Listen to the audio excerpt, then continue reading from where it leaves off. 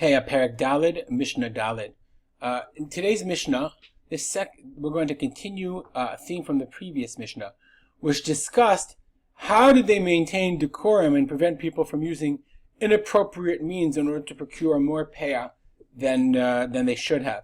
Now remember, we're talking about poor people, and literally they were starving. This is a person's daily bread. It's the wheat that he's collecting in order to feed his family.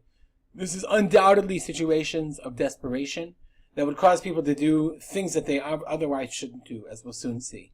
Says the Mishnah, Peah en kotzrinota b'magalot. Peah cannot be cut with magalot, with a scythe. Ve'en okinota b'kardumot. And you're not allowed to uproot it with a kardom. A kardom is a spade or a hatchet. Okay? Why not? So the Kahati says, no, you pull it out with your hands.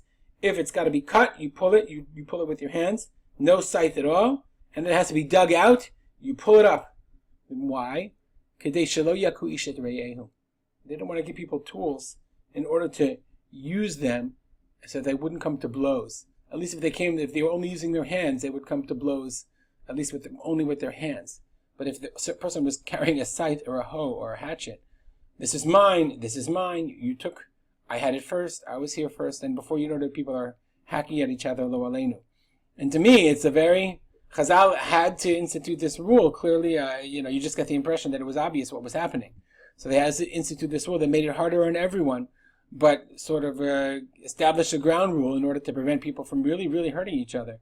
And to me, it just speaks about the pain of the poverty of these people who literally had nothing else to eat, and the necessity of trying to find some way of divvying up or allowing each person to pick the peah, to pick the produce, to pick the grain in a way that was, on the one hand, dignified, but on the other hand, didn't turn to a free-for-all. And it seems clear to me from the Mishnah that all too often it actually did.